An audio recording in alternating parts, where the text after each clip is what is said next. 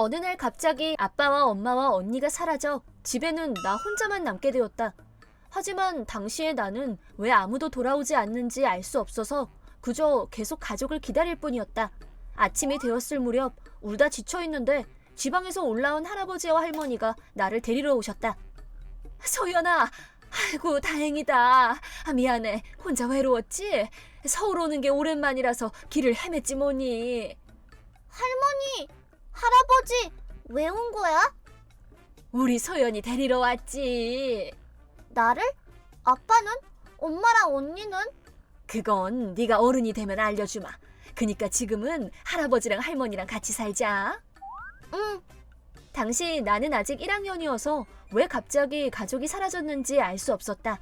할아버지와 할머니는 조용한 시골 마을에서 살고 있어서 나도 필연적으로 그 동네로 전학을 가 함께 살게 되었다. 할아버지는 과묵했지만 할머니는 엄청 유쾌한 분이셨고 나는 곧바로 친구도 생겨 즐거운 생활을 보냈다. 시간이 흘러 고등학교 1학년이 되었을 무렵 할머니가 사실을 알려주셨다. 우리 소연이도 슬슬 알 나이가 되었구나. 사실 네 엄마랑 아빠는 이혼했단다. 애초에 둘은 각자 아이들을 데리고 와서 재혼한 사이인데 네 언니는 아빠가 데려온 아이라서 아빠랑 같이 나간 거야. 그래서 나는 엄마가 데려온 아이라는 거지? 엄마는 어디로 간 거야? 그러자 할머니는 고민하는 듯한 얼굴을 보였다. 그 대신 옆에서 계속 듣고 있던 할아버지가 입을 열었다. 그건 네 엄마 정신머리가 틀려먹어서 그렇지. 너 다음 재혼하는데 네가 방해된다면서 우리한테 떠넘기고 나가버린 거야. 그러니까 너는 우리의 양자가 된 거야. 엄마는 내가 방해된다고 버렸다니. 자라고 나서 들어도 충격이었지만 그럼에도 울지 않을 수 있었던 건 할아버지와 할머니가 내게 충분한 애정을 주며 길러주셨기 때문이라고 생각한다. 할아버지 할머니 미안해. 고마워. 뭐라는 거니? 방금 할아버지가 말씀하셨잖아. 소연이는 내 딸이나 다름없다니까. 그런 말 안 해도 돼. 엄마에게는 버려졌지만 과묵한 할아버지와 유쾌한 할머니가 길러주셔서 나는 정말 행복하고 또 운이 좋은 아이라고 생각하게 되었다. 하지만 2년 후 고등학교 3학년이 되었을 때 할머니가 병으로 쓰러져 소천하셨다.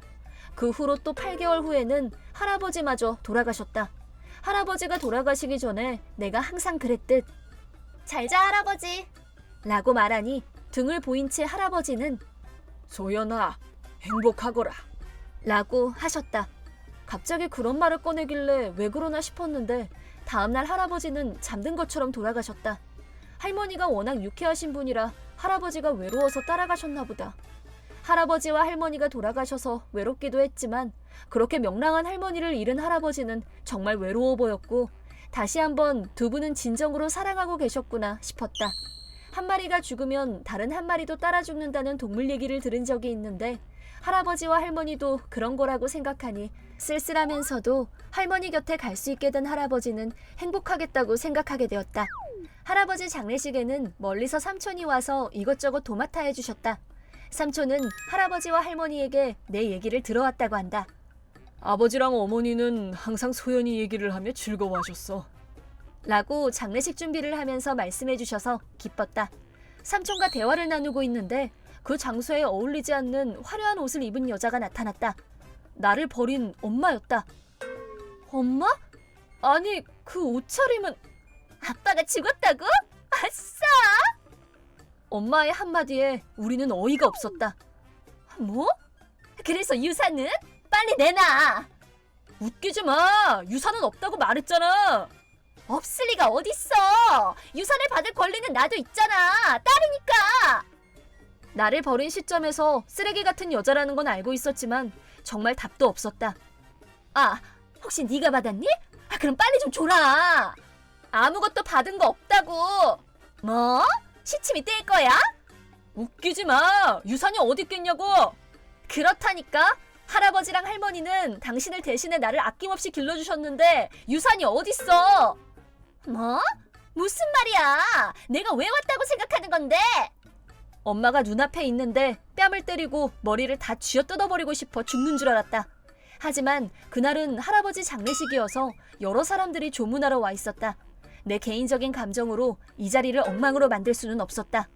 됐어. 그럼 소연이 넌 나하고 같이 가자. 좋은 직장도 준비해놨어. 뭐? 당신 뭐라는 거야? 누가 같이 살겠대? 같이 안 살면 내 빚은 누가 갚아줄 건데? 넌 내 딸이잖아. 그냥 하는 말 들어. 당신은 나를 버린 그날부터 내 엄마가 아니야. 이 이상 할아버지 장례식을 망치면 경찰 불러서 지금까지 있었던 일 전부 다 말할 거야. 그럼 당신은 아동학대로 잡혀가겠지. 여기 산 증인이 있으니까 싹 다 증언해줄게. 오늘은 일단 돌아간다. 그래도 다음에 꼭 다시 올 거야. 라고 말하고 엄마는 돌아갔다. 왜 저런 인간한테서 태어났을까? 그런 생각을 하니 분하고 비참해서 눈물이 나왔다. 삼촌은 그런 나를 보고 나머지는 맡겨두라고 말씀해 주셨다. 나는 텅 빈 집에 혼자 틀어박혔다. 어딘가로 확 떠나버릴까? 그 인간으로부터 도망치고 싶어. 하지만 돈도 없잖아. 어떻게 하면 좋을까? 삼촌이 모든 걸 다 도맡아 주셔서 막힘없이 장례식을 끝마쳤고 얼마 지나 삼촌이 나를 불렀다. 너한테 해줄 말이 있어. 싫은 말이야. 삼촌은 내가 생각지도 못한 얘기를 하기 시작했다. 할아버지와 할머니는 본인들이 죽고 나서도 내가 절망하지 않도록 돈을 남겨두고 가신 거였다. 할아버지와 할머니의 보험금과 집도 내게 주시겠다는 유언을 남겨두셨던 것이다. 아마 아버지는 머지않아 그 또라이가 너한테 접근해 올 것을 예상하셨던 것 같아. 어느 한쪽이 살아있을 때는 접근 못하게 할 생각이셨겠지만 둘 다 돌아가셨을 때는 혼자서라도 살아갈 수 있도록, 도망갈 수 있도록 남겨주신 거야. 집에는 조만간 그 여자가 다시 올 가능성이 있어. 그러니까 얼른 집을 팔고 곧 졸업하니까 이 지역을 떠나렴. 알겠지? 전혀 모르고 있었던 할아버지와 할머니의 마음에 눈물이 넘쳐 흘러 멈추질 않았다. 분명 아버지랑 어머니는 너를 키운다고 엄청 고생하셨을 거야. 죽어라 일만 해서 필사적으로 돈을 버셨으니까 현금으로 저축하는 건 어려우셨겠지. 하지만 이 집과 보험금만큼은 무조건 소연이 너한테 남겨주려고 노력하셨어. 할아버지, 할머니. 나는 하염없이 울었다. 닦아도 눈물이 멈추질 않아 삼촌 앞에서 한참을 울고 있었다. 그 후 나는 고등학교를 졸업했다. 아직 내가 잘 모르는 여러 일처리들을 삼촌이 도와주셔서 나는 할아버지와 할머니의 집을 판 돈과 보험금을 받을 수 있었다. 삼촌은 마지막에 어디로 가든 상관없지만 가끔은 나한테도 연락해야 한다. 또 명절에는 무덤에 가서 얼굴 비추면 그분들도 기뻐하실 테니까 가드려. 라고 하셨다. 나는 삼촌에게 머리 숙여 감사를 표하고 동네를 떠났다. 그 후 새로운 동네에서 생활을 시작했다. 내년에는 포기하고 있었던 대학에 갈 수 있도록 일도 하면서 준비하고 있다. 가끔 연락하는 삼촌에게 들은 얘기인데 엄마는 빚이 계속 불어나 또 내게 일을 시켜 빚을 갚으려 했다고 한다. 하지만 나를 찾을 수 없었고 결국 어떻게 할 수도 없게 되자 집을 잃고 직장도 없이 노숙 생활을 하고 있는 것 같다고 들었는데 어떠한 감정도 들지 않았다. 그 인간이 어렸던 나를 버렸을 때의 죗값을 앞으로 평생 동안 치렀으면 한다. 내가 초등학생이던 시절 담임은 나를 싫어했다. 원인은 방과후 활동에서 그 선생이 제대로 지도를 안 하는 것 같아서 가볍게 불만을 표한 적이 있는데 그게 기분이 나빴나 보다. 그 일 이후로 담임은 나를 차갑게 대하기 시작했다. 원래부터 나는 자발적으로 공부하는 아이는 아니었지만 담임의 미움을 사고 나서부터는 더욱 공부가 싫어졌다. 공부가 싫어지자 당연히 시험 점수도 자꾸 내려가기만 했다. 그래서 교사 평가도 깎였는지 담임은 내게 너 때문에 내가 욕먹잖아! 라고 말했다. 애초부터 공부를 싫어하긴 했지만 더욱 싫어하게 된 원인은 담임에게 있었다. 내 태도가 마음에 안 들었는지 이번에 네 자리는 없어! 라며 담임이 직접 내 책상을 복도에 내놓았다. 당연히 수업도 들을 수 없었다. 심지어 급식 시간이 되면 네 자리는 여기야. 실실 웃으면서 급식을 교실 바닥에 내려놓았다. 거의 개 취급을 당했다. 나는 주먹을 꽉 쥐고 이를 갈며 견뎌냈다. 담임은 그런 나를 내려다보며 공손하게 사과하면 한번 봐줄게 라고 하길래 무시하고 조용히 급식을 먹었다. 그런 내 태도가 또 마음에 안 들었는지 나에 대한 대우가 더욱 심해졌다. 우선 아침 출석 체크 때 내 이름을 부르지 않았다. 내가 책상을 몇 번 교실에 돌려놔도 에? 네 자리는 거기가 아니잖아! 라고 말하며 책상을 도로 복도에 내다 놓았다. 당시에는 아직 부모가 학교에 항의를 한다는 건 있을 수 없던 시절이라 담임의 태도가 문제가 되는 일은 없었다. 나도 부모님께 일러 바치면 내가 지는 것 같아 말하지 않았다. 나는 편부가정에서 지냈고 아버지는 내 성적을 아예 신경 안 쓰는 건 아니었겠지만 세상은 공부가 다가 아니야 라며 공부에 대해서는 크게 터치하지 않았다. 결국 담임의 유치한 대우는 그 후로도 계속되었고 졸업하기 전 반년 정도는 교실 맨 뒷자리에서 홀로 뒤돌아 앉아 수업을 들을 수 없었다. 그리고 졸업식 날에도 담임의 괴롭힘은 끝나지 않았다. 졸업 증명서를 나눠줄 때 반 친구들 한 명 한 명 이름을 불러가며 주었지만 그 인간은 일부러 내 이름을 부르지 않고 순서를 넘어갔다. 그걸 눈치챈 다른 선생이 당황하며 지적했지만 담임은 희죽거리며 그딴 녀석은 저희 반에 없습니다 라고 말했다. 졸업식이라는 큰 무대에서 보호자들도 다 보고 있는데도 그런 취급을 당해 나는 분하고 분해서 정말 참을 수가 없었다. 그날은 아버지가 일이 바빠 참석하지 못하셔서 아침에 학교 나가기 전에 졸업 축하한다고 말씀해 주셨는데 아버지가 오지 못해 정말 다행이라고 생각할 지경이었다. 내게 있어 졸업식은 끔찍한 추억이 되고 말았다. 중학교에 들어가고 나서도 내 생활은 크게 달라지지 않았다. 나는 학교 다니는 것이 재미가 없어져 봉사단체가 운영하는 지역 농구팀에 들어갔다. 그 팀은 봉사활동도 열심히 했는데 월 2회 정도 쓰레기 줍기를 하곤 했다. 나는 나를 한 명의 인간으로 대해주고 실없는 얘기를 주고받으며 다 함께 같은 일을 해내고 있다는 사실에 큰 만족감을 느끼게 되었다. 그러다가 팀 멤버에게 한 상담을 받았다. 이 봉사단체는 쓰레기 줍기 외에도 방과 후에 부모님이 일하느라 안 계시거나 경제적인 이유로 학원을 다니지 못하는 아이들에게 공부를 가르쳐주거나 장소를 제공하는 활동을 해왔다고 한다. 학교는 거의 나가지도 않았고 담임 때문에 공부도 제대로 못했던 나는 아이들 좀 가르쳐주라 라는 말을 듣고 아니 그건 힘들어요 저는 라고 거절했지만 한번 구경이나 해봐 라길래 한번 가보기로 했다. 그리고 실제로 가보니 그곳에는 많은 아이들이 있었다. 그중 한 명이 내게 말을 걸었다. 형, 이 문제 어떻게 푸는지 알아? 알지. 그렇게 알려주자 형 고마워. 덕분에 풀었어. 라며 웃는 얼굴을 보고 굉장히 기뻤다. 그 한마디가 너무 기뻤던 나머지 나는 쭉 포기해왔던 공부를 다시 열심히 하기로 마음먹었다. 참고서 좀 사고 싶어. 아버지한테 말하자. 열심히 해봐 라고 말하며 돈을 주셨다. 나는 초등학교 때부터 못해온 공부를 다시 해나갔다. 그러고 나서 중학교 공부도 하고 싶어져 매일 땡땡이 치기 일수였던 학교에도 다시 나가기 시작했다. 그리고 중학교 3학년 때 담임선생님이 내가 다니는 농구팀 멤버 중 한 명과 아는 사이인 듯하여 너구나 얘기 많이 들었다. 엄청 열심히 사는구나. 지금껏 담임에게 쓰레기 취급이나 받아왔던 내게 이 말은 큰 충격과 기쁨을 선사했다. 새로운 담임선생님은 내 처지나 노력을 멤버에게 자주 들었는지 지훈이 열심히 하고 있냐? 라고 자주 말을 걸어주셨다. 나랑 담임선생님이 대화를 나누니까 반 친구들도 너 담임쌤이랑 친하더라? 뭐야? 아는 사이야? 하며 내게 말을 걸기 시작했다. 내가 봉사단체 얘기를 하니 오 대박인데! 라는 반응도 있었고 그거 나도 하고 싶어.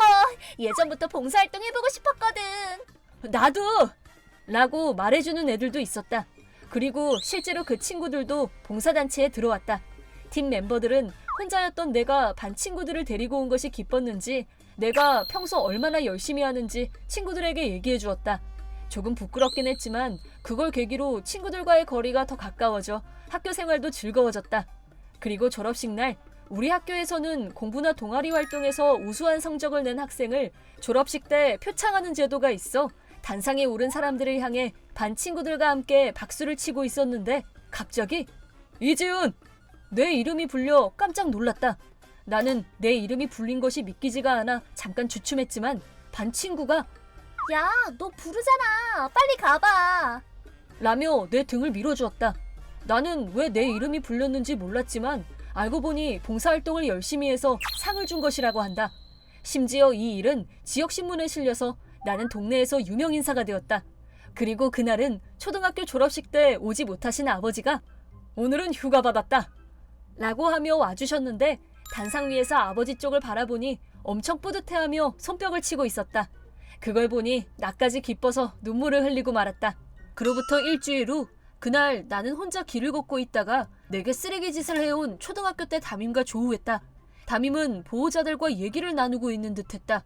나는 그대로 무시하고 지나가려고 했지만 갑자기 어깨를 붙잡더니 오랜만이네 지훈이! 친한 척하며 말을 걸었다. 아이를 데리고 있는 보호자들은 내 얼굴을 보자마자 아, 이번에 신문에 나왔던 그 학생이구나. 대견하다. 라며 칭찬을 퍼부었다. 그러자 담임이 그럼요. 이 녀석은 제 제자예요. 초등학교 때 제가 참 많이 돌봤습니다. 와, 선생님 제자분이에요? 그 인간은 우월감에 가득 찬 듯한 모습이었다. 담임이 초등학교 때처럼 내가 아무 말도 못할 거라고 착각하고 있는 듯했지만 돌봤다고? 웃기지 마세요. 급식은 가축처럼 바닥에서 먹게 하고 제 책상은 복도에 내다 놓질 않나. 수업도 못 듣게 하면서 정작 시험 점수가 낮아져서 교사 평가가 깎이니까 윽박지르기나 하고 졸업식 때는 이름도 불리지 못했는데요? 저를 언제 돌봐주셨다는 건지요? 차가운 말로 받아쳤다. 애 엄마들은 놀라서 담임을 쳐다봤다. 무슨 말을 하는 거야? 분개하며 달려들길래 그래 이거지. 이 얼굴이 당신 본성이잖아요? 라고 말하자 담임은 그대로 얼어붙고 말았다. 나는 그 얼굴을 본 순간 가슴이 뻥 뚫리는 느낌을 받았다. 나중에 알게 된 사실이지만 담임은 나 같은 학생들을 괴롭혀온 정황이 발각되어 학교에서 잘리고 교육위원회에서 문제가 되었다고 한다. 아마 교사 자격을 박탈당했지 않나 싶다. 나 같은 희생양이 더 이상 나오지 않을 거라 생각하니 안심이 되었다. 나는 라멘 맛집을 찾는 것이 취미인데 친구에게 맛있는 라멘집을 추천받아 바로 가보았다. 오픈한 지 얼마 안 되어 손님도 아직 2-3명밖에 없어서 나는 바로 자리에 앉을 수 있었다. 사장님께 메뉴를 추천받아 주문을 하자마자 여자 손님이 들어왔다. 아줌마는 입구에서 가게를 훑어본 뒤 텅 빈 자리 중 하필 내 옆자리에 앉았다. 점원이 아줌마에게 어서 오세요 하면서 말을 걸자 아줌마는 화가 난 목소리로 시끄럽고 소금 잔뜩 넣고 고기랑 계란 토핑 추가해서 가져와! 라고 말했다.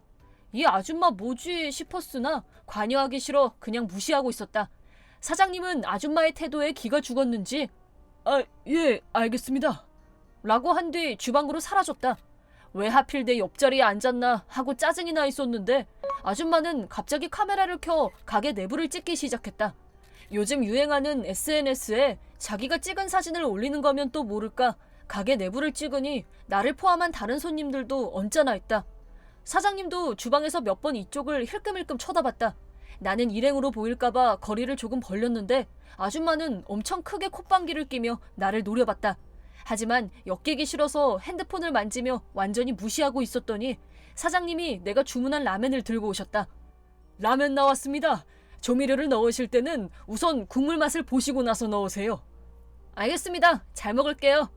사장님 입장에서 우선 라멘 본연의 맛을 느껴봤으면 하는 마음도 이해가 가기 때문에 나는 일단 들은 대로 국물을 맛보았다. 와, 이거 진짜 맛있다 하는 감탄사가 절로 나왔다. 나는 국물이 맛있어서 조미료를 넣지 않고 그대로 먹고 있었는데 얼마 지나지 않아 아줌마 라멘이 나왔다. 사장님이 라멘 나왔습니다 라고 말하자마자 시끄러!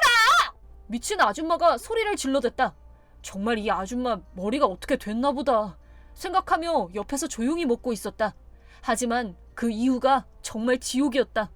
그 아줌마는 테이블에 있던 조미료를 라멘에 들이붓고는 엄청 더러운 소리를 내며 못 배운 사람처럼 먹기 시작했다. 나도 사장님도 다른 손님들도 뭐야 이 아줌마 하는 눈치로 쳐다봤다. 물론 라멘을 어떻게 먹든 그건 본인의 자유지만 기본적인 매너는 지켜야 할 것 아닌가. 나는 마음속으로 애국가를 부르며 내 라멘이나 집중해서 먹기로 했다. 한 그릇 다 먹고 일어설까 했지만 라멘이 너무 맛있었기에 면을 추가했다. 곧바로 사장님이 면을 들고 오셨고 라멘 그릇에 넣은 순간 야! 왜 그대로 먹고 있어? 하면서 미친 아줌마가 돌연 내 머리를 때렸다. 그 충격으로 나는 의자에서 넘어지고 말았다. 방금 무슨 일이 일어난 건지 상황 파악을 못하고 나는 그냥 벙쪄 있었다. 그러자 사장님이 달려오시더니 아줌마를 향해 뭐 하는 거야? 다짜고짜 사람을 치고 말이야. 당신 미쳤어? 라고 말하며 나를 부축해 주셨다. 괜찮으세요? 손잡고 일어나요. 나는 사장님 손을 잡고 일어섰다. 그러고 나서 나와 사장님은 경악하고 말았다. 그 아줌마는 뭐가 문제였는지 내가 먹으려고 하던 라멘에다가 후추, 고춧가루, 유자 후추를 통째로 다 때려박고 휘저었다. 무슨 음식인지 알아볼 수도 없을 정도로 후추를 포함한 여러 가루들이 국물 위에 떠 있었다. 나도 그렇지만 사장님도 꽤나 당황하셨다. 다른 손님들도 먹는 것을 멈추고 시선을 모으기 시작했다. 그러자 아줌마가 야, 다 됐다. 먹어. 라며 내게 라멘 접시를 내밀었다. 사장님께는 미안하지만 이건 도저히 먹을 수가 없다. 내가 눈을 피하자 그 아줌마는 내 손을 붙잡고 자리에 앉혔다. 너를 위해서 만들어준 거잖아. 빨리 처먹어. 이딴 걸 어떻게 먹어? 맛있는 라면 다 망쳐놓고 뭐 하는 짓이야 당신? 닥치고 빨리 처먹으라니까.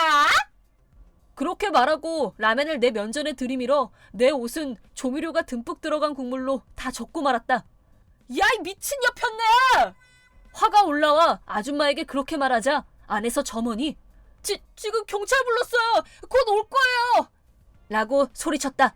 그러자 아줌마는 도망가려고 했고 나와 사장님은 목각에 붙잡아 두었다. 뭐 상대가 아줌마다 보니 붙잡아 두는 건 어렵지 않았다. 그래도 시끄러운 건 매한 가지다. 너네 때문에 라면이 다 식잖아. 놔! 나는 선의로 그런 건데 왜 내가 잡혀가야 돼? 하며 쫑알쫑알 시끄럽게 굴어 다른 손님들에게도 민폐였다. 일단 밖으로 데리고 나가려 했는데 때마침 경찰이 도착해 나와 사장님이 사정을 설명했다. 내 옷이 다 젖어 있기도 해서 아줌마는 바로 연행되었다. 라멘은 이미 다 식었고 옷도 얼룩져서 텐션이 확 낮아져 있는데 사장님이 괜히 폐만 끼치게 되었네요. 이건 저희 프리미엄 티켓인데 한 장에 라면 한 그릇 드실 수 있는 티켓 10장 세트예요. 사양 말고 받아주세요. 라며 머리 숙여 사과하셨다. 물론 그냥 라면 한 그릇 먹겠다고 온 것일 뿐이라 이런 재수없는 일이 생길 줄은 몰랐지만 여기 라면은 정말 맛있었고 다음에도 또 올 생각이다. 감사합니다. 뭔가 제가 더 죄송해지네요. 아니요. 그리고 이건 옷 세탁비예요. 정말 죄송하게 됐습니다. 나도 재수가 없었지만 사장님 입장에서도 재수없는 일이었을 것이다. 감사합니다. 또 맛있는 라면 먹으러 올게요. 네, 그럼 기다리고 있겠습니다. 다음날 경찰에게 전화가 와서 아줌마 가족이 사과하고 싶다고 말하면서 연락처를 알려줘도 되겠냐고 물어왔다. 나는 괜찮다고 말하고 가족들과 만나기로 했다. 이번 일은 정말 면목 없습니다. 찾아온 건 아줌마의 아들 부부로 내게 합의금이 든 봉투를 건네주었다. 그 아줌마는 이전에도 같은 문제를 일으켰다고 하는데 제어가 되질 않아서 정신병원에 입원하게 되었다고 들어 안심했다. 그 아줌마는 미치광이 그 자체였지만 아들 부부는 사람 됨됨이가 좋은 분들이어서 다행이었다. 나는 그분들께 저도 물론 피해를 입었지만 라멘 가게 분들께도 사과하시는 게 좋지 않을까요? 다른 손님분들께도 피해가 가서 꽤 고생했을 겁니다. 네, 그럴 생각입니다. 나와 얘기를 마친 그들은 그대로 라멘 가게에 사과를 하러 가겠다고 말하고 떠났다. 정말 나와 사장님께 피해를 주고 아들 부부에게까지 민폐를 끼치다니 마지막까지 민폐 덩어리구나 싶었다. 앞으로 그런 또라이를 만날 일이 거의 없긴 하겠지만 만약 또 이상한 사람을 마주하게 된다면 바로 가게를 나오리라 다짐했다. 내게는 8년 전 결혼한 남편과 7살, 6살 되는 2명의 딸이 있다. 그날은 남편이 아이를 대신 봐주겠다고 해서 친구와 패밀리 레스토랑에 밥을 먹으러 나간 날이었다. 오랜만이다, 그지? 애들이 이제 좀 크니까 요즘은 남편이 먼저 아이들 봐줄 테니 친구랑 놀다 오라고 해주더라고. 와, 너희 신랑 최고네, 그치? 근데 예전만 해도 난 남자라 애들은 못 본다라며 육아를 도와주질 않아서 독박 육아를 하느라 너무 힘들었다. 하지만 요즘 남편은 달라졌다. 남편이 나서서 아이들을 돌봐주겠다고 해주는 덕분에 나는 드디어 자유부인을 만끽할 수 있게 됐다. 친구와 밥을 먹는 것도 너무 오랜만이라 한껏 들떠 있었는데 이것 좀 봐. 그렇게 말한 친구는 가방에서 천천히 거울을 꺼내 내 앞에 두었다. 그 거울은 내 등 뒤를 비추고 있었는데 그 거울엔 남편과 아이들 그리고 처음 보는 여자가 보였다. 아는 여자야? 모르는 여자야. 그러던 중 한껏 꾸미고 남편 옆에 서 있던 통통한 여자의 목소리가 가게 안을 울렸다. 유나야, 먹고 싶은 거 있으면 다 시켜도 돼. 진짜? 주변에서 맨날 너 보고 살쪘다고 하도 뭐라 그래서 아빤 항상 그게 안쓰러웠어. 진짜? 아이들은 둥글둥글하고 통통한 게 더 귀엽지 않아? 엄마 너무 못됐다. 맞아. 엄마 너무 싫어. 확실히 첫째 유나는 첫손주이기도 해서 시부모님이 오냐오냐 하시며 항상 먹을 것을 많이 내어주셨기 때문에 지금도 먹성이 좋다. 나 몰래 아빠가 주는 간식을 자꾸 먹어대는 통에 살도 많이 쪄버렸고 학교에서도 지적을 받아서 유나는 지금 식이 조절을 하는 중이었다. 하지만 둘째 유리는 투명인간처럼 동떨어져 있었다. 더 이상 참을 수가 없던 나는 그 테이블로 가려고 자리에서 일어섰는데 잠깐만, 가능한 증거를 많이 모아두는 게 좋아. 나는 스마트폰을 꺼내서 녹음을 시작했다. 배고파. 유리는 빼빼 말라서 어차피 다 못 먹을 거잖아. 남기면 너무 아까우니까 애초에 안 먹는 게 나아. 그치만 나를 엄마라고 불러준다면 네 밥도 시켜줄게. 그치만 짜증나. 넌 물이나 먹어. 라고 말하며 여자는 내 잔의 물컵을 유리 앞에 두었다. 물이 몸에 좋대. 저번에 나도 자기 전에 과자 먹으려고 했었는데 엄마가 과자는 몸에 안 좋으니까 물 마시자라고 했었어. 뭐? 진짜야? 진짜 너무하네. 넌 아직 어려서 먹고 싶은 건 다 먹어도 돼. 그 여자는 황당한 말을 늘어놨지만 여자의 몸을 보니 이 여자는 먹고 싶은 건 다 먹고 살았구나 싶어서 납득이 가는 부분이기도 했다. 그 후에도 내가 녹음하고 있는 줄은 꿈에도 모르고 남편과 그 여자는 계속해서 증거가 될 말을 늘어놓았다. 자기야, 우리 유나만 데리고 같이 살자. 우린 분명 좋은 가족이 될 거야. 진짜 우리 엄마가 되는 거예요? 너무 좋아서 꿈만 같아요. 그럼 유나 친권은 내가 가져올게. 이후로는 유나에 대한 학대가 어떨까? 이걸로 유나 앞으로 위자료도 받을 수 있겠다. 그 말을 들은 나는 더 이상 참을 수 없었다. 스마트폰 녹음 기능을 켜둔 채로 주머니에 넣어두고 남편이 있는 테이블로 갔다. 뭐야? 너 여기서 뭐 하는 거야? 친구랑 여기서 밥 먹을 거라고 얘기했었잖아. 누구야? 아내야. 이쪽이 말로만 듣던 그분이구나. 라며 전혀 거리낌 없는 그 여자를 보자 내 분노는 극에 달했지만 아이들이 보는 앞이니만큼 침착한 모습으로 이야기는 다음에 하시죠. 유나야, 유리야, 이제 가자. 라며 집에 돌아가려고 했다. 근데 아줌마랑 같이 있을 거야. 엄마랑은 같이 안 갈 거야. 남편이 오냐오냐 하며 키운 탓에 아이가 나를 싫어한다는 것은 알고 있었지만 막상 싫다고 나를 거부하는 딸의 모습을 보자 너무 슬펐다. 하지만 유리는 내게 말했다. 나는 갈래요. 엄마가 만들어준 카레랑 샐러드 먹고 싶어요. 나는 남편과 그 여자를 쳐다보며 천천히 놀다 오세요 라고 살짝 웃어주곤 가게를 나왔다. 친구는 나중에 상황이 좀 나아지면 연락 줘 라고 말해줬고 그렇게 우린 헤어졌다. 집에 돌아와서도 유리는 나를 신경 쓰며 평소처럼 밝게 행동해줬지만 오히려 그게 더 슬펐다. 나는 유리와 저녁밥을 다 먹었지만 그 후에도 두 사람은 돌아오지 않았다. 자기 전에 엄마, 아빠랑 이혼하는 거예요? 라며 아직 어린 딸이 말했다. 그건 왜? 아줌마랑 같이 사는 건 싫어요. 그리고 아줌마랑 같이 날 괴롭히는 아빠랑 언니도 싫어요. 내가 자유부인을 만끽하고 있을 때마다 남편은 그 여자를 만났고 유리는 그 순간들을 매번 참고 견뎌온 거구나. 내 자신이 너무 한심해서 눈물이 나왔다. 그 이후 양가 부모님들을 모시고 이혼 이야기를 했다. 다 같이 모인 자리에는 뻔뻔한 얼굴을 한 그 여자도 남편 옆에 앉아 있었다. 이미 두 사람은 내가 아이를 학대하고 있다고 말했고 시부모님은 나를 죽일 듯이 노려보고 있었다. 게다가 패밀리 레스토랑에서 그날 우연히 만난 거야 라며 자신은 바람을 피우지 않았다는 주장을 펼쳤고 여자도 그 말에 동의하기 시작했다. 딸들은 우리 엄마가 다른 방에서 돌봐주고 계셨기 때문에 그 주장이 먹힐 거라고 생각할 모양이었다. 오히려 아이도 팽개쳐두고 당신은 뭘 하고 있었나요? 라며 그 여자는 나를 나쁜 엄마 취급하고 있었다. 그래서 나는 그때 녹음한 것을 작은 스피커로 모두 들려주었다. 이건...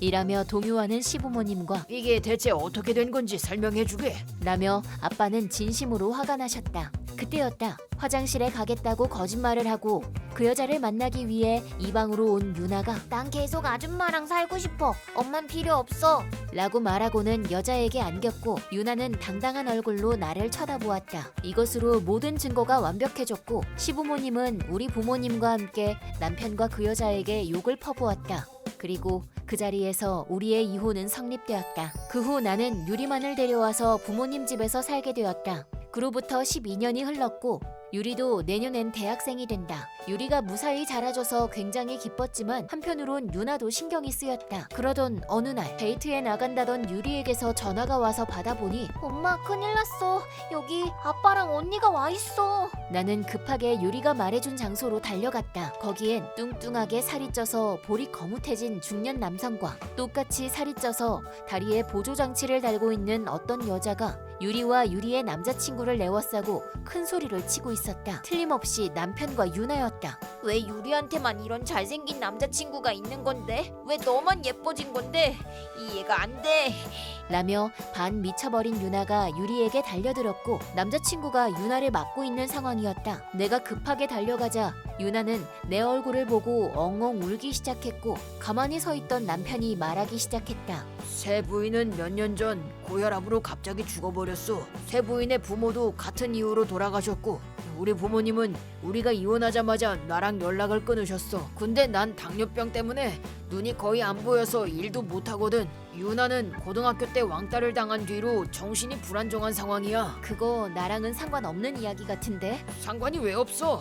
저기 나랑 재혼해서 내 당뇨병 치료 좀 도와줘. 나 지금은 야채도 잘 먹게 됐거든. 대신 내가 사랑해줄게. 미안하지만 당신에 대한 내 마음은 눈곱만큼도 남아있지 않아. 제발 좀 도와줘. 친딸이잖아. 막무가내인 유나의 언행에 열이 받은 나는 난 너 같은 딸 둔 적 없어. 그때 넌 날 엄마 취급도 안 하고 거부했잖아. 라며 나도 모르게 언성을 높이고 말았다. 나와 남편 유나가 다투고 있는 사이 유리의 남자친구가 경찰을 불러주었고 두 사람은 불심검문을 이유로 경찰서로 연행되어 갔다. 이 일로 드디어 깨달았다. 딸이라고 해서 모든 일이 무조건 용서되지는 않는다는 것과 그때 그 여자를 따라간 것을 기점으로 이미 내 마음속에서도 유나를 지워버렸다는 것을 말이다. 아들이 어릴 때 나는 이혼을 했다. 그 후 내 힘으로 아들을 키워왔다. 계속 일을 해야 해서 아들의 수업 참관일에 가지 못한 날도 있었고 주말에도 일하느라 함께 놀아주지 못하는 날도 많았다. 하지만 허리띠를 졸라맸고 아들이 고등학교 졸업을 앞두고 있을 때 자, 이거 3,500만 원이야. 대학교 학비로 쓰렴. 사실은 더 주고 싶었는데 이것밖에 못 줘서 미안해. 뭐? 엄마가 이런 큰 돈을 어떻게? 네가 어렸을 때부터 조금씩 모아온 거야. 그렇게 말하니 고마워요 엄마 라면서 아들은 활짝 웃어주었다. 우리 집은 가난했기 때문에 아들은 대학 수능 시험을 포기하고 있었다. 그래서 시험의 기회를 얻었다는 것만으로 아들은 정말 기뻐했다. 옛날부터 아들의 성적은 좋았기 때문에 경제적인 이유만 빼면 충분히 대학에 입학하고도 남았다. 아들의 기뻐하는 얼굴을 보자 지금까지 열심히 노력해온 것에 대한 보답을 받는 것 같아서 너무 기뻤다. 수능 파이팅이야. 그렇게 해서 아들은 무사히 유명 사립대학에 입학할 수 있었다. 내가 저축한 돈 외에 부족한 돈은 장학금으로 메꿨고 아들은 어려움 없이 대학을 졸업했다. 그 후 서울에서도 유명한 회사에 취업할 수 있었다. 아들은 바쁜 모양인지 대학교에 다닐 때보다 연락이 조금 뜸해지긴 했지만 가끔씩 전화를 해주었고 아들과 나누는 시시콜콜한 대화가 너무 행복했다. 그런 나날을 보내고 있던 어느 날 아들로부터 한 통의 연락이 왔다. 여보세요? 오랜만이구나. 회사 생활은 좀 어떠니? 잘 지내고 있어요. 그리고 저 이번에 결혼하기로 했어요. 결혼이라니? 정말 기쁘구나. 상대는 어떤 사람이니? 상대 부모님은 대기업 사장의 딸이야. 우리 회사는 아니지만. 어머 그렇구나. 정말 잘됐다. 그래서 결혼 날짜는 언제니? 죄송하지만 결혼식에는 오지 마세요. 뭐? 그게 무슨 말이니? 상대 부모님은 엄마랑 격이 다른 분들이에요. 내가 무슨 말 하려는지 알죠? 아무리 그래도 결혼식이잖니. 엄마 없이 결혼식을 올리겠다고? 아니요, 부모님 대행 서비스를 써볼까 해요. 요즘은 그런 업체도 있더라고요. 대행 서비스가 뭔데? 네 엄마는 바로 나야. 다른 사람이 어떻게 엄마를 대신할 수 있겠니? 그니까 내 말은 엄마가 너무 가난해서 창피해요. 그니까 제 결혼식엔 오지 말라고요. 나는 아들의 말을 듣고 말문이 막히고 말았다. 어릴 때부터 아들을 잘 챙겨주진 못했지만 대학에 보낼 만큼 돈도 열심히 모았다. 그런데 그런 아들에게 창피하다는 말을 듣다니 생각지도 못했다. 그래. 그렇구나. 엄마가 가난하긴 하지. 알았다. 결혼식 잘 치르렴. 네. 아들은 짧게 대답하고 전화를 끊었다. 전화를 끊은 후 속절없이 눈물만 흘렀다. 나는 지금까지 무엇을 위해 살아온 걸까? 내 존재를 지우고 싶을 만큼 날 미워하고 있을 줄은 꿈에도 몰랐다. 어디서부터 잘못된 것인지 그런 생각을 하자 눈물이 멈추지 않았다. 하나뿐인 아들에게 절연당한 후 나는 삶의 의미를 잃어버리고 말았다. 그로부터 한 달 후 살아갈 힘마저도 없어져 갈 때쯤 옛 친구가 그럼 앞으로는 널 위해 살아보는 건 어때? 라는 말을 해줬고 덕분에 겨우 정신을 차릴 수 있었다. 그 이후 나는 친구가 추천을 해줬던 내 삶을 살아가기 위해 필요한 자격증을 따려고 노력했다. 자격증 공부에만 매진하니 아들 일도 잊을 수 있었다. 그리고 학원에는 많은 사람이 있어서 인간관계의 폭도 넓어졌다. 그런 생활을 1년 정도 지속하며 나는 예전과 다른 인생을 걷고 있었다. 그러던 어느 날 쭉 연락이 없었던 아들에게서 연락이 왔다. 엄마, 오랜만이야. 오랜만이구나. 사실 나 엄마한테 할 얘기가 있어. 어머, 신기하구나. 엄마도 할 얘기가 있었는데 실은 엄마 재혼했어. 누구랑? 사이다 회사의 사장님이야. 자격증 공부하려고 학원에 다녔었거든. 거기서 따님을 직접 데리러 오시던 사장님이랑 오며 가며 인사하다 그렇게 됐어. 대박인데? 사이다 회사라면 서울에서도 엄청난 회사야. 맞아. 근데 넌 할 얘기가 뭔데? 사실은 나 파혼당했어. 정말 너무하지? 내가 엄마를 결혼식에 초대하지 않는 걸 들키자마자 나 같은 불효자식이랑은 결혼 못한다면서 내가 걔한테 돈을 얼마나 썼는데. 근데 그것 때문에 빚이 좀 생겼거든? 아, 그래도 다행이야. 엄마의 재혼 상대가 사이다 회사의 사장님이면 5천만 원 정도는 바로 갚을 수 있겠어. 너 지금 무슨 소리를 하는 거니? 난 너를 대학까지 보내줬고 넌 취직도 했으니까 일해서 스스로 갚아야지. 그럼 아무 문제도 없잖아. 그리고 너의 결혼 상대가 정상적인 사람인 거야. 처음부터 네가 그런 짓을 하면 안 됐어. 그렇게 속 깊은 여자랑 그런 거짓말이나 하는 넌 안 어울려. 그분과 만난 적은 없지만 그 여자는 분명 좋은 남자를 만날 거야. 그게 무슨 말이야? 아들이 힘들다니까? 게다가 빚이 있는 상태로는 놀러 다닐 수가 없잖아. 그럼 놀지 마. 애당초 왜 네가 쓴 돈을 내가 갚아줘야 하니? 넌 이제 어엿한 성인이잖아. 그렇게 말할 것까진 없잖아. 너 스스로 엄마를 없는 사람 취급했잖아? 그리고 엄마 결혼식에 넌 안 와도 된다. 재산을 노리는 아들 녀석이 한 명 있다고 부끄러워서 어찌 말하겠니? 엄마, 난 엄마 아들이라고. 아, 이 말 깜빡했다. 엄마한텐 딸이 생겼어. 남편의 딸이긴 하지만 너랑은 다르게 배려심도 깊고 정말 착한 딸이란다. 비록 아들은 잃었지만 예쁜 딸이 생겨서 엄만 행복해. 그니까 이젠 연락하지 말아주겠니? 잠깐만, 내가 미안해. 제발 용서해줘. 미안하지만 본인이 저지른 일도 제대로 수습 못하는 사람으로 키우진 않았단다. 자기 자신을 다시 성찰하고 열심히 일해서 빚을 다 갚은 후에 연락해줘. 그럼 잘 지내렴. 수화기 건너편에서는 아들이 나를 부르는 소리가 들렸지만 무시하고 끊어버렸다.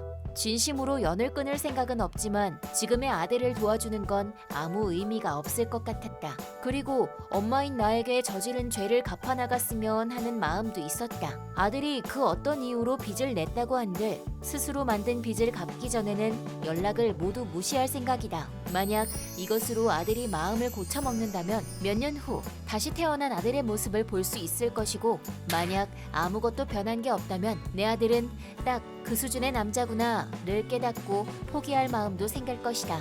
만약 지금 남편에게 이 이야기를 한다면 바로 아들을 돕자고 했을 테지만 그건 진정한 도움이 아니라고 생각한다. 아들에게도 말했지만 내 딸이 된 아이는 정말 마음이 착하다. 아들에게 그런 일을 당하고 가난하다는 콤플렉스를 차마 다 지우지 못했을 때 새로 들어간 학원에서 내게 제일 먼저 말도 걸어주고 친절하게 알려도 줬었다. 또한 본인의 엄마가 돌아가셨기 때문에 본인의 엄마뻘 되는 사람과 이야기하는 것만으로도 행복해진다고 했었다. 하지만 나는 아들 일이 떠올라 딸 앞에서 엉엉 울고 말았다. 어쨌든 간에 아들은 더 이상 어린아이가 아니기에 자기 인생을 스스로 책임질 줄 알아야 한다고 생각한다. 그리고 바라건대 딸처럼 속 깊은 사람이 되어 돌아오길 바라고 있다. 우리 부부에겐 아이가 없었다. 불임 치료도 5년 정도 해봤지만 아이는 생기지 않았고 아내도 불임으로 인한 스트레스로 우울증에 걸렸기 때문에 아이 갖는 일을 포기했다. 그 대신이라고 하긴 좀 그렇지만 입양 제도를 통해 가족이 없는 아이를 키워볼까 생각하던 그때 사촌 부부가 딸 지영이를 데리고 우리 집에 찾아왔다. 사촌에게는 2명의 딸이 있었는데 첫째 지영이는 부모님에게 미움을 받고 있었다. 감정 표현도 안 하고 기분이 나쁘다는 게 이유였다. 확실히 가끔 만나는 나도 눈치챌 만큼 지영이가 감정 표현을 안 하긴 했다. 기쁜 일이 있거나 선물을 받아도 무표정인 아이였으니까. 게다가 얜 공부도 잘 못해. 계속 주의를 주고 반복해서 알려주고 연습시켜도 잘 못하니까 어찌할 바를 모르겠어. 우린 혈연관계니까 입양하기 전에 지영이를 미리 키우면서 연습해보는 건 어때? 그치만 맨입으론 데려가기 좀 그렇지? 1,000만 원만 주면 우리가 양보할게. 뭐? 아이를 팔려고 하다니 제정신인가? 라는 생각이 들어 나는 빨리 지영이를 데려가려고 하려고 했는데 그때 주세요. 돈은 내일 드릴게요. 라고 아내가 말했다. 그럼 결정. 잘 부탁해. 그렇게 말하고는 사촌 부부는 지영이를 두고 떠나버렸다.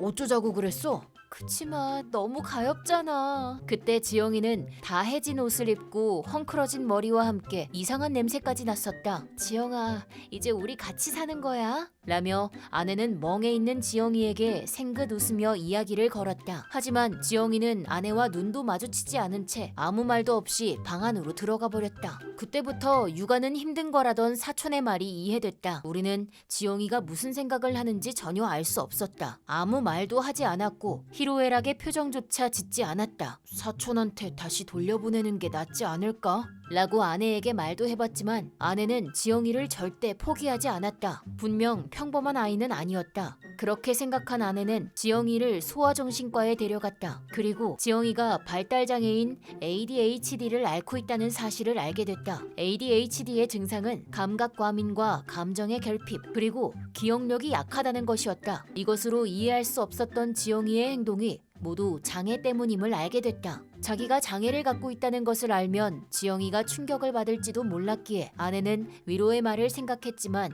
오히려 지영이는 쉬운 일도 잘 못하는 자신 때문에 너무 힘들었어요. 정말 힘들었어요. 장애 때문이라니 정말 다행이에요. 라며 울었다. 남이 볼 때는 장애가 있다고는 생각되지 않았다. 그래서 지영이는 어른들에게 10살이나 됐는데 왜 이것도 못하는 거야? 대체 왜 감사하다는 말을 안 하는 거야? 라며 구박만 받아왔었다. 그래서 왜 나는 타인의 감정을 이해하는 게 힘든 걸까? 왜 나는 기억력이 약한 걸까? 왜 나는 이렇게 매일 본인을 원망해 온 듯했고 언젠가부터는 본인이 한 말로 상대가 불편해하는 건 아닐까 싶어서 마음을 닫아버리게 된 것 같았다. 장애임을 알고부터 지영이는 점점 바뀌어갔다. 지영이가 못하는 것은 다른 사람보다 2배, 3배 더 노력했다. 하지만 노력했다고 해서 모두 잘하게 되진 않았다. 실패를 할 때도 있었고 나중엔 기억하지 못하는 것도 많았다. 하지만 적어도 우리는 부모였기 때문에 칭찬만 해주자고 생각했고 결과가 어떻든지 간에 지영이의 노력의 과정을 아낌없이 칭찬해줬다. 그리고 지영이가 우리 집에 온 지 반년이 지났을 무렵 지영이의 인생을 뒤흔들어 놓을 사건이 일어났다. 매년 12월이 되면 아내는 혼자서 피아노 클래식 콘서트에 간다. 나는 항상 보다 잠들어서 가지 않지만 올해는 지영이의 티켓도 사서 2사람이 가게 되었다. 그리고 돌아오자마자 지영이는 왠지 모르게 내 가슴이 엄청 두근거렸어 라며 지금까지 경험해 본 적이 없는 가슴의 두근거림에 놀라하며 이야기했다. 거기서 아내는 감을 잡았다는 듯이 피아노 배워볼래? 라며 물었고 배워볼래? 라며 지영이는 눈을 반짝였다. 그 이후로 옛날부터 쭉 피아노를 배웠다던 아내가 1대1로 지영이에게 피아노를 가르치기 시작했다. 피아노를 가르치던 아내가 내게 지영이는 천재야 라며 놀란 눈을 하고 이야기했던 것을 아직 기억하고 있다. 자신의 재능을 찾게 된 지영이는 그 이후로 무언가에 홀린 것 같이 매일같이 피아노를 치기 시작했다. 그로부터 10년이 지났다. 지영이는 아내가 말한 것처럼 천재임이 틀림없었지만 그럼에도 불구하고 다른 사람보다 더욱 노력했다. 그 덕분에 10년간 다수의 음악 콩쿠르에서 상을 받았고 지역 방송에서 장애를 극복한 천재 피아니스트 로써 지영이의 이야기를 다룬 적도 있었다. 그 당시 지영이는 예전보다 감정도 더욱 풍부해지고 기억력도 좋아져서 이젠 다른 사람들과 별 차이가 없었다. 하지만 아직 감사의 감정을 느끼는 걸 힘들어했고 본인도 그 부분을 굉장히 신경 쓰고 있었다. 머리로는 감사함을 전할 타이밍을 알고 있었기 때문에 인간관계에는 문제가 없었지만 마음속으로는 감사의 감정이 느껴지지 않는 듯했다. 고등학교 졸업 후엔 서울에 있는 음대에 추천받아 입학할 수 있었고 지영이는 대학교 여자기숙사에 들어가게 됐다. 지영이가 서울로 갈 생각을 하니 너무 외롭다. 이런 날이 오다니 진짜 시간이 너무 빠르네. 아 정말 엄마도 아빠도 슬퍼하지 마세요. 제가 시집 가는 것도 아닌데. 그건 지영이가 이사하기 일주일 전의 일로 언제나처럼 가족끼리 저녁 식사를 하고 있던 때였다. 띵동. 집에 찾아온 건 사촌 부부였다. 그리고 지영이를 보자마자 어머 정말 예뻐졌구나. 너한테 장애가 있었다고 신문에서 봤어. 정말 대단하구나. 장애를 극복한 천재 피아니스트가 되다니 넌 우리의 자랑이야. 라며 호들갑을 떨고 있었고 왠지 안 좋은 예감이 들었다. 슬슬 우리 집에 돌아왔으면 해서. 왜 갑자기? 당연하지. 쟨 우리 아이니까. 맞아. 돈으로도 못 바꿀 소중한 아인걸. 지영이를 키우면서 육아 연습도 충분히 했잖아. 이젠 어떤 아이를 입양해도 잘 키울 수 있을 거야. 지영인 이제 호적상으로도 우리 아이야. 이제 와서 지영이를 돌려보낼 순 없어. 황당한 말에 열이 받은 나머지 거친 목소리로 되받아 쳐줬는데 아내는 냉정한 목소리로 이렇게 말했다. 전 당신들에게 감사하고 있어요. 우린 아이를 낳지 못했지만 덕분에 지영이라는 소중한 가족이 생겼는걸요. 지금도 그리고 앞으로도 계속 누가 뭐라 하든 우리의 소중한 가족이에요. 그러니 그만 돌아가 주세요. 몇 번을 오신다 한들 지영이를 당신들에게 보내는 일은 없을 거예요. 라며 말이다. 알겠다. 돈이 목적이지? 3천만 원 준비해놨어. 방금 부인이 말씀하신 것처럼 소중한 아이를 돈으로 바꿀 수는 없어요. 설령 몇 억, 몇십억을 준다고 해도 절대 보내지 않을 겁니다. 지영이는 노력에 노력을 거듭해서 장애를 극복한 거야. 앞으로도 지영이를 자꾸 방해한다면 가만두지 않겠어. 이때 사촌 부부의 딸 수영이는 한창 반항기였다. 가고 싶었던 고등학교에 떨어진 일을 계기로 삐딱선을 타더니 질 나쁜 친구들과 어울리며 집을 나가버렸다고 한다. 그리고 우연히 지영이의 근황을 알게 된 두 사람은 급히 지영이를 돌려받을 생각을 한 것 같았다. 아이를 돌려주지 않는다면 유괴로 고소할 거야. 마음대로 해. 만약 지영이를 억지로 데려간다면 유괴죄로 잡혀가는 건 너일 테니. 두 사람은 분한 듯한 얼굴을 하고 있었지만 결국 포기하고 돌아갔다. 그리고 사촌 부부가 돌아가자마자 지영이는 엄마, 아빠, 두 분이 제 부모님이라 다행이에요. 감사해요. 라고 말하며 눈물을 흘렸다. 지영아, 지금 너 감사함의 감정이 이런 거군요. 나와 아내는 지영이를 꼭 안아줬고 함께 눈물을 흘렸다. 내 인생에서 들어본 감사하다는 말 중에 이 정도로 마음에 남는 감사하다는 말은 처음이었다. 일주일 후 지영이는 서울로 이사했다. 언젠가 지영이도 우리의 품을 떠나게 되겠지. 하지만 나와 아내에게 있어서 지영이는 가장 소중한 우리 딸이라고 당당히 말할 것이다. 어느 날 갑자기 딸의 얼굴이 새파랗게 질려서는 내 방에 도청기가 있는 것 같아. 라고 했다. 그날은 마침 일요일이었고 우리는 집에서 쉬는 중이었는데 딸의 말에 놀라 방으로 달려갔다. 근데 정말로 도청기가 설치되어 있었다. 나는 일을 하고 있지만 아내는 전업주부였기 때문에 집을 비우는 일이 거의 없었다. 이웃들과도 사이가 좋았고 서로 허물없이 지내며 매일 만나면 시시콜콜한 수다를 떨곤 했다. 그리고 아내는 내게 이웃들과 있었던 일들을 들려주곤 했다. 그런 아내가 누군가에게 원한을 살 만한 일을 했을 리도 없었고 대학생인 딸은 동아리 활동과 함께 알바도 하느라 바쁘긴 했지만 아무리 생각해도 일반 가정의 도청기는 흔한 일이 아니었다. 게다가 이 집은 6개월 전에 지은 집이라 잠금 장치도 완벽히 설치되어 있었다. 하지만 나는 딸 방과 안방 그리고 2층의 베란다를 살펴보며 생각했다. 마음만 먹으면 올라올 수도 있겠군. 나는 딸에게 요 근래 집에 누가 놀러 온 적이 있니? 친구? 아니, 놀러 온 적 없는데 방이 너무 지저분해서. 그럼 알바나 동아리 활동하러 갈 때 창문을 열어둔 적은? 응. 어차피 내 방은 2층이기도 하고 환기도 시킬 겸 해서. 아마도 그때 누군가 들어온 것 같았다. 하지만 집에 아내가 있는지 없는지를 확인해야 했기 때문에 아내의 행적을 쉽게 알 수 있는 이웃 사람일 확률이 높았다. 현관문에는 최신식 잠금 장치가 설치되어 있었기 때문에 손쉽게 문을 열진 못했을 것이다. 또한 집은 인도와 접해 있기 때문에 아내가 없는 낮 시간대에 현관문을 열고자 했다면 즉각 수상한 사람으로 신고를 당했을 터였다. 하지만 베란다는 건물 뒤편에 있었기 때문에 사람들 눈에 띄지 않았다. 말도 안 돼. 내 방에 누가 들어왔단 말이야? 무서워. 아무래도 그런 것 같구나. 하지만 도청기 외에 카메라 같은 건 설치하지 않은 것 같아. 난 도청기만 해도 너무 무서운데. 나는 집 주변을 둘러보았다. 사람이 거의 다니지 않는 장소이니만큼 먼지가 쌓여 있었는데 거기서 남자 신발로 보이는 또렷한 발자국을 발견했다. 나는 급하게 스마트폰으로 사진을 찍어 증거를 남겼다. 아내와 딸에게 발자국에 대해 말했더니 두 사람의 안색은 급격히 나빠졌다. 그 모습을 본 나는 두 사람에게 말했다. 오늘은 많이 늦었으니 일단 자자. 내가 내일 경찰에 신고할 테니까. 그리고 미안하지만 오늘 소희는 엄마랑 같이 1층에서 자라. 아빠는 어떡하시게요?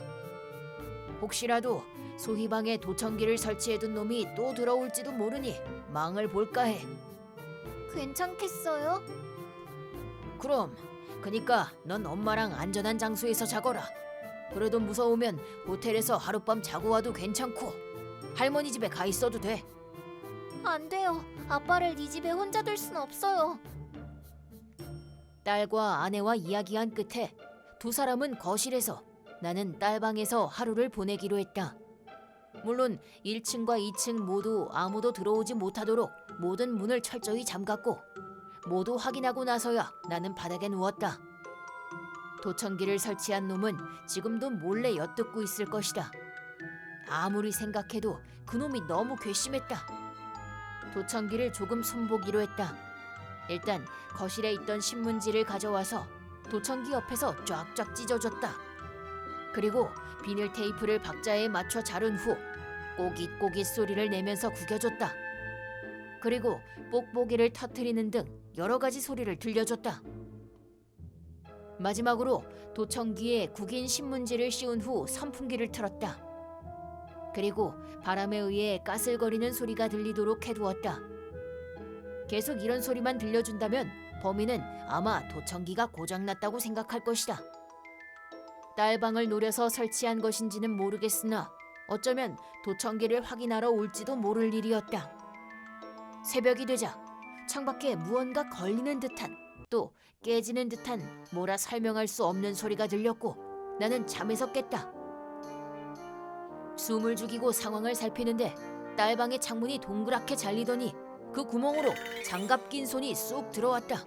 나는 곧바로 그 팔을 잡았다. 그러자 우와, 누구야? 라며 남자의 목소리가 들려왔다. 그건 내가 할 말이야 라고 생각하며 나는 손에 힘을 꽉 주었다. 상대 남자는 내게서 어떻게든 빠져나가려고 했지만 나는 절대 놓치지 않기 위해 더욱 힘을 주었다. 그리고 여기 112에 전화 좀 해. 범인을 잡았어. 라고 말하자 아래쪽에서 분주히 움직이는 소리가 들렸다. 엄마, 아빠가 잡았대. 빨리 경찰에 전화해. 알았어. 라며 능숙하게 힘을 합쳐 행동을 취하고 있음을 알 수 있었다. 창밖에서는 여전히 비명이 들렸다. 그 검은 손은 내 손을 어떻게든 떼어내려고 발버둥 치고 있었지만 경찰서는 코앞에 있었다. 그래서 조금만 더 버티면 바로 경찰이 와줄 거라는 생각에 죽을 힘을 다했다.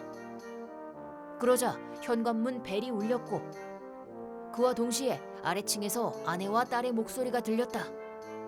여기에요. 2층에서 남편이 범인을 잡고 있어요. 라고 말하며 경찰과 함께 우당탕탕 뛰어 올라왔다. 나는 필사적으로 그 범인을 잡고 있느라 방 불을 켤 새도 없었는데 방 불이 켜지자마자 깜놀했다. 무려 범인은 이 동네에 살고 있던 딸의 동창생 남자아이였다. 경찰서로 잡혀간 후 사정 청취를 한 결과 전부터 딸을 좋아하고 있었지만 말을 걸 용기가 없었고 그래서 인터넷에서 산 도청기를 사용해 딸의 목소리를 듣고 싶었던 것이라고 했다. 딸은 물론 기분이 더럽다는 듯 그를 쳐다봤다. 그런데 다음 날 아침 일찍 그 남자의 엄마가 우리 집에 따지러 왔는데 그 이유를 듣고 놀랄 수밖에 없었다. 왜 우리 아들을 신고했느냐는 것이었다. 아니, 그건 누구라도 신고했을 것이다. 남의 집에 도청기를 설치한 범인이니까. 그건 지극히 당연한 일이었고 어이없어하는 우리 가족을 향해 애초에 네가 우리 아들 마음을 몰라줘서 그런 거잖아 라고 했다. 딸은 벌어진 입을 다물지 못하고 있었다. 나조차도 딸이 도청기 테러를 당한 데다 욕까지 얻어먹을 줄은 생각지도 못했다. 그 여자는 계속해서 너 때문에 우리 아들이 체포된 거야. 책임져 라고 했다. 아무래도 그 멍청한 아들이 주거침입죄와 스토커법에 의해 체포된 모양이었다. 위자료 청구할 거야. 뭐라고? 무슨 말을 하는 거야? 누가 봐도 멍청한 당신 아들이 잘못한 거잖아. 내 딸은 아무런 잘못이 없어. 당장 나가! 라며 그 여자를 내쫓았다. 그 후 화가 난 여자는 주변 이웃들에게 우리 가족이 자기 아들을 경찰에 넘겼다며 헛소문을 퍼뜨리고 다녔지만 오히려 따돌림을 당했고 기분 나쁜 여자 취급을 당하며 그 여자의 말을 들어주는 사람이 없어졌다고 한다. 나는 변호사를 선임해 그 모자에게 위자료를 청구했다. 처음엔 왜 우리가 위자료 청구를 당해야 하는 건데? 라며 무섭게 따졌지만 변호사가 팩트 폭행을 하자 결국 위자료를 받아낼 수 있었다. 그 후 그 사건은 일단락되었지만 딸은 그 남자애가 들어온 방에 있기 싫어 라고 했다. 딸의 마음은 충분히 이해할 수 있었다. 하지만 지은 지 6개월밖에 안 된 집을 이사할 순 없었다. 우리는 안방과 딸의 방을 바꿔주고 받은 위자료로 딸 방에 있던 베란다를 없애는 공사를 해서 앞으로 일어날 사고를 방지했다. 그 후 그 남자애와 엄마는 동네를 걷기만 해도 저기 저 사람이 소희방에 몰래 들어가서 도청기를 달았대 글쎄 라며 손가락질을 당하게 됐고 더는 견딜 수 없었는지 결국 이사를 갔다. 본인 방에서의 모든 소리를 도청당한 일로 트라우마가 생긴 딸도 그 남자애가 이사 가고 난 후부터는 다행히도 밝았던 성격을 되찾게 되었다. 도청기는 드라마 속 이야기인 줄 알았는데 설마 내 집, 그것도 딸 방에 설치되어 있었다니 정말 놀랍고 용서할 수 없었다. 이번 일을 계기로 나는 한 번 더 우리 집의 방범 장치를 점검했고 더 이상 이런 일이 일어나지 않도록 주의를 기울였다. 도청만 당해서 다행이다 라고는 할 수 없지만 만약 카메라가 설치돼서 딸이 도찰을 당했다면 더욱 큰일이 날 뻔했다. 특히 요즘 시대는 인터넷 박제라고 해서 영상과 사진이 인터넷에 떠돌며 평생 지워지지 않는 상처를 입을 수도 있기 때문이다. 상대 남자는 가벼운 마음으로 그런 행동을 했을지 모르지만 당한 사람은 마음의 상처를 입는다는 것을 이번 일을 통해 조금은 알아줬으면 좋겠다. 나의 꿈은 선생님이 되는 것이었다. 그리고 그 꿈을 이뤘지만 현실은 내가 맡은 반의 교실 붕괴로 매일매일이 지옥 같았다. 아직 병아리 교사인 나는 모든 것이 처음이고 경험이 부족했다. 하지만 처음 맡은 반에 학교에서 유명한 문제아들이 다 모일 거라고는 생각지도 못했었다. 교실 붕괴의 주범인 아이들은 대여섯 명 정도로 그 아이들의 중심에는 리더격인 시군이 있었다. 다들 선생님 말에 주목! 이제 수업 시작할 거야. 아, 시끄러. 야, 다 나와. 나와서 놀자. 우와, 가자. 다들 앉아! 교실에서 나가면 안 돼! 아이들은 교실 기물을 파손하고 아무 때나 밖으로 나가버렸다. 이제 겨우 초등학생인 아이들인데 아이들은 내가 하는 말을 들으려고 하지 않았다. 선동을 하는 건 몇 명에 불과했지만 그 몇몇을 무서워하면서 다른 아이들도 내 말을 듣지 않았다. 교실은 점점 지옥으로 변해갔다. 교장 선생님, 저희 반은 신입인 저 혼자서 도저히 감당이 안 됩니다. 제발 도와주세요. 저를 다른 반으로 배치하시던가 아님 베테랑 선생님을 보조교사로 보내주시면 안 될까요? 나는 교장 선생님께 여러 번 간곡하게 부탁드렸다. 하지만 교장은 예, 검토해보지요. 라는 말만 반복할 뿐 아무런 대책도 세워주지 않았다. 처음 담임을 맡게 되었을 때에는 힘든 일이 있으면 언제든 말씀하세요 라며 세상 푸근한 얼굴로 말했던 건 다 그냥 해본 말이라고 생각하니 앞으로의 일이 더욱 절망스러웠다. 그러던 어느 날 길에서 시군그룹과 시군의 엄마가 얘기를 하고 있는 것을 우연히 목격했다. 얘들아, 지금 니들 담임 선생님 말은 들을 필요 없어. 그 선생님은 겨우 삼류대학밖에 못 나온 사람이야. 겨우 그런 대학을 나와서 어떻게 애들을 가르친다고. 아무튼 자격 미달인 사람한테 배워봐야 니들한테 하나 도움될 게 없어. 알았지? 진짜? 그럼 그렇지. 그 선생님 돌대가리일 줄 알았어. 나는 돌대가리한테 선생님이라고 부르고 싶지 않아. 야, 에이, 너도 그렇지? 나는 잘 모르겠어. A군은 C군그룹 아이들과 같이 다니고는 있었지만 적극적으로 나서서 행동하는 편은 아니었다. 성격이 쿨한 타입이라고나 할까? 혼자서 다른 생각을 하고 있는 것처럼 보일 때가 많았다. 어쨌든 나는 다 떠나서 C군 엄마가 한 말을 그냥 흘려 넘길 수가 없었다. 삼류대학이라며 무시했지만 고향에 있는 대학을 선택했을 뿐이고 교육학부를 전공한 후 교직원 자격증도 당당하게 취득했다. 아이들이 교실에서 내 말을 듣지 않았던 이유 중에 하나가 집에서 부모님께 그런 말을 들어서라고 생각하자 참을 수 없는 분노가 치밀어 올랐다. 그 엄마가 나를 매도하고 내 말을 듣지 말라고 뒤에서 아이들을 조종하고 있었다니 말도 안 돼. 시군 엄마들은 교사들의 출신 대학을 알아내고 그걸로 순위를 매기는 이른바 몬스터 페어런트였던 것이다. 나는 이대로 백기를 들고 물러설 수는 없다는 결심으로 학교에 갔다. 하지만 교실에서 아이들과 마주한 순간 나의 결심은 너무나 쉽게 허물어졌다. 내가 교실에 들어가려고 했을 때 교실에서 자, 오늘은 뭘로 저 여자를 골탕 먹일까? 물대포를 쏠까? 그러면 엉엉 울면서 학교 그만두지 않을까? 그러면 우리도 돌대가리 선생한테 안 배워도 되잖아! 하는 소리가 들려왔다. 그렇구나. 애들은 나를 선생님으로 인정하지 않을 뿐 아니라 내가 그만두기를 바라는구나. 아침에 일어나 잘해보자 했던 나의 마음은 허무하게 무너졌다. 나는 교실로 들어가지 않고 휴게실로 도망쳤다. 도저히 아이들을 볼 수 없었다. 휴게실에는 교장 선생님이 있었다. 교장은 나를 보자마자 지금 뭐 하는 거예요? 툭 하면 애들 핑계를 대더니 결국 선생님이 교실에도 못 들어가고 여기로 도망을 오니 애들이 선생님을 무시하는 거 아니에요? 애들 핑계 대지 말고 본인의 문제를 반성하세요. 아니에요. 정말 애들이 일부러 그러는 거예요. 그리고 시군 어머니가 애들한테 언제까지 그렇게 남탓만 할 거예요? 나는 더 이상은 버틸 수 없을 것 같아. 여긴 내가 있을 곳이 없어. 나는 눈앞이 어질어질했고 교실에서 학교에서 도망치고 싶은 마음뿐이었다. 아니, 정말 뛰쳐나가려는 순간 교감 선생님이 뛰어왔다. 교장 선생님, 이걸 좀 보세요. 교감 선생님은 손에 들고 온 태블릿으로 인터넷에서 확산되고 있는 동영상을 보여주었다. 그건 지금까지 우리 반 교실에서 내가 당했던 실제 상황이 동영상으로 찍혀 인터넷에 돌고 있었다. 그 중에는 얼굴이 모자이크 처리되어 있었지만 시군의 엄마가 아이들 앞에서 나를 욕하던 것도 있었다. 이건 대체 뭡니까? 그건 저도 모르겠습니다. 네티즌들이 이미 우리 학교 이름까지 알아낸 상황이라 지금 교무실에 전화가 불이 나고 있습니다. 교장 선생님, 어떻게 하면 좋을까요? 교장 선생님은 몹시 당황한 얼굴로 휴게실을 빠져나갔다. 대체 누가 이런 동영상을 찍었지?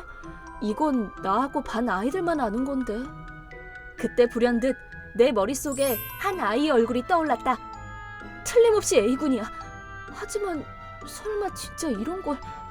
확신은 할 수 없었지만 A군은 C군이나 다른 주변 아이들이 아무리 뭐라고 해도 다른 아이들처럼 아무렇게나 내 욕을 하고 함부로 말하는 것을 본 적이 없다. 그저 다른 애들이 말할 때 졸린 듯 하품만 했었다. 동영상이 올라온 경위는 밝혀내지 못했지만 교실 붕괴가 SNS에 확산된 이상 교장이나 교육위원회도 적극적으로 나서지 않을 수 없게 되었다. 내가 도움을 청할 때마다 무시했던 교장은 손수건으로 연신 식은땀을 훔쳐내며 언론사의 취재 요청에 안절부절 못했고 학부모들의 빗발치는 항의에 쩔쩔매는 모습에 속으로 좀 통쾌하기까지 했다. 교장은 즉시 학교에서 무섭기로 유명한 체육 선생님을 담임으로 교체했고 그 외에 여러 명의 선생님을 보조교사로 배치했다. 유명세답게 체육 선생님은 아이들에게 엄했고 나를 대할 때와는 달리 아이들도 벌벌 떨면서 말을 잘 들었다. 나는 이번 일을 겪으면서 이 학교에 대한 믿음을 잃었고 따라서 사표를 내기로 마음먹었다.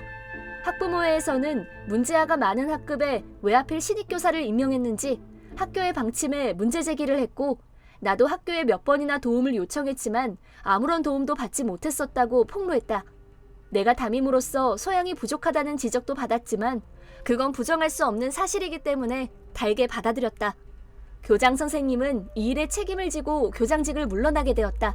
또 이번 교실 붕괴의 주동인물이었던 시군과 시군 엄마는 동영상을 본 네티즌들에 의해 신상이 털렸고 결국 다른 엄마들에게 외면당하는 신세가 되고 말았다. 학교에서뿐 아니라 주변 모든 사람들에게도 알려지면서 시군은 더 이상 학교에 올 수 없게 되었고 가족 모두 이사를 가게 되었다고 한다. 그 뒤 나는 새로운 학교로 옮기게 되었다. 새로 부임한 학교는 지난번 학교에서의 일이 거짓말로 느껴질 만큼 아이들도 모두 사랑스럽고 내 말도 잘 따라주었다. 학교 분위기도 교사의 의견을 존중하고 잘 경청해 주었다. 교장이나 학교 분위기가 다른 것만으로도 한 사람의 교사로서 느껴지는 보람이나 자긍심이 이렇게 다를 수 있다는 사실이 놀랍기만 했다. 지금 있는 학교에서 예전에 교실 붕괴가 있었던 학교나 학급에 대해 질문을 받을 때도 있지만 진짜 힘들었겠다. 몬스터 페어런트한테 잘못 걸리면 진짜 죽음이야. 새로 만난 동료들은 폭풍 위로를 해주었다. 그렇게 5년 정도 지나 나는 우연히 길에서 A군을 만났다. 그때는 그 동영상의 진상에 대해서 아무것도 물을 수 없었지만 이번에는 용기를 내어 그 일에 대해 물어보았다. 저기 너 A군 아니니?